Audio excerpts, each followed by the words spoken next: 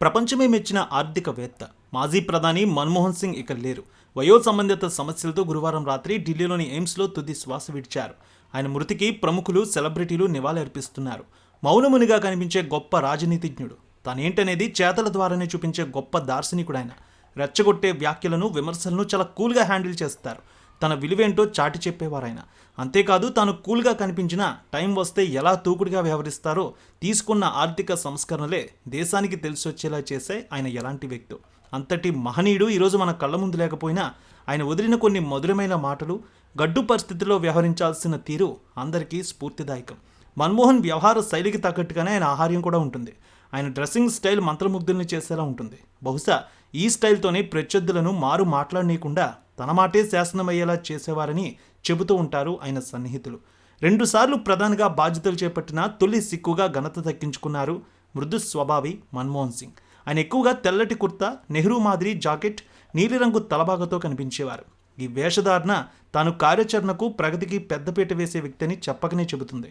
ప్రఖ్యాత డిజైనర్ తరుణ్ తహ్లియాన్ కూడా ప్రధాని ధరించిన దుస్తులు దేశాన్ని నడిపించే బాధ్యతాయుతమైన పనిలో ఉన్న వ్యక్తి ఆహార్యానికి అద్దం పట్టేలా ఉంటాయని కూడా అన్నారు. మన దేశ సంస్కృతిని తెలియచెప్పేలా ఆయన ధరించే నీలిరంగు తలపాగా, తెల్లటి కుర్తా, పైజామాలు ఉంటాయని చెప్పారు. అధునాతనంగా కనిపించేలా గౌరవప్రదమైన డ్రెస్సింగ్ని ఆయన ఎంచుకున్నారట. ఆయనకు ఇలాంటి డ్రెస్సింగ్ అంటే ఇష్టం.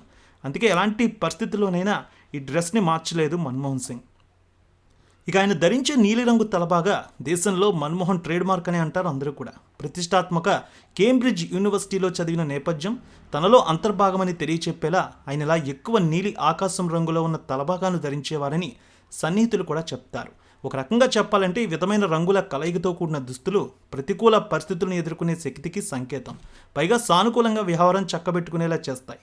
మానసిక నిపుణులు కూడా ఇదే విషయాన్ని తెలియజేస్తూ ఉన్నారు. ఎక్కువగా ఇలాంటి దుస్తులు ధరించేవారు నమ్రతతో, రిజర్వ్గా ఉండే వ్యక్తులుగా ఉంటారని ఆ డ్రెస్సింగ్ స్టైల్ని బట్టి చెప్పొచ్చు అంటున్నారు మానసిక నిపుణులు కూడా.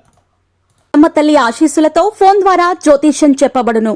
గురూజీ శ్రీనివాసరాజు జ్యోతిష్యంలో అపారమైన అనుభవం ఉన్న గురువు గారు.